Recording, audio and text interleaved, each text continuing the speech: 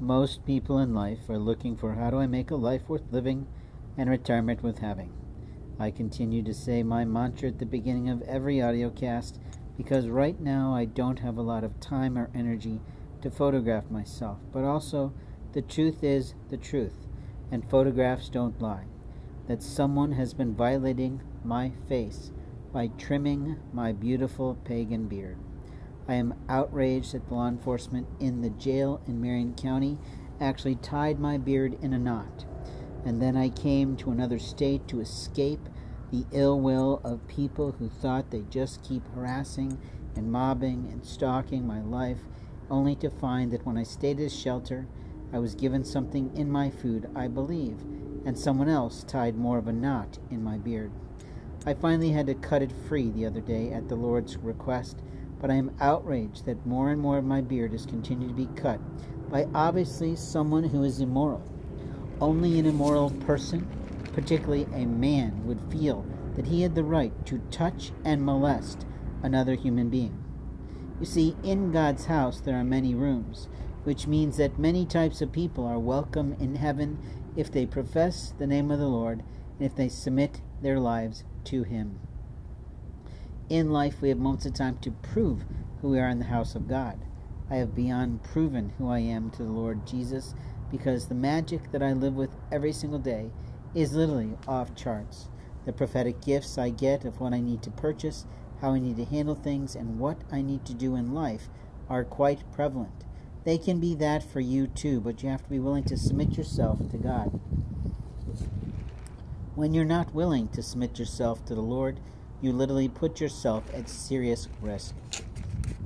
I can talk till I'm blue in the face about the violations of my rights to privacy, the violations of my medical records and reports, the violations of my finances by siblings, and the violations of technology that continue to put ill will into the world in which we live.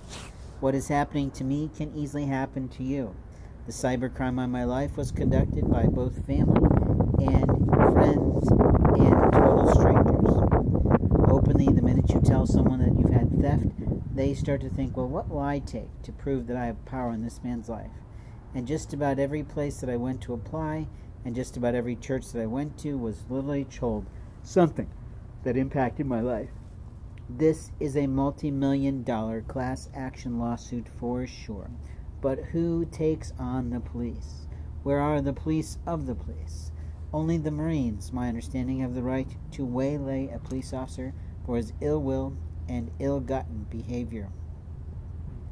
Yet in life, when we tell the truth, people want to disparage our name, call us a liar, and literally ruin our lives. What I have learned is that thieves will always lie about the person from whom they're stealing. They do this to ruin the person's name, reputation, moniker, whatnot, publicity, and PR for the personal brand of the individual. Usually it's because they've stolen something and they don't want to be caught for it. It's an immoral concept to steal from the house of God. If God wanted you to have that intellectual property, He would have gifted it to you.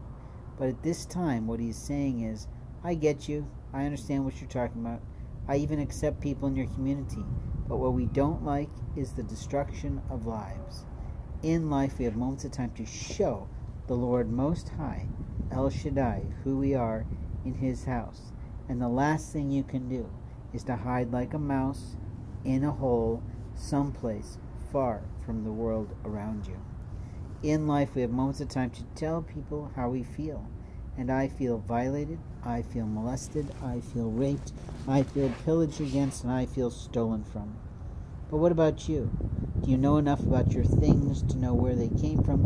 And do you know enough about the people around you to whether or not they are properly trained for your situation? Most are not.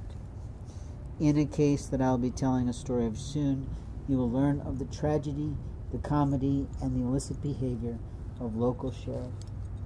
We will tell you the truth of everything. But in life, we have moments of time to prove who we are in the house of the Lord. And when you ignore someone that God has put on your path, you literally are putting wrath in your life. Thanks for listening.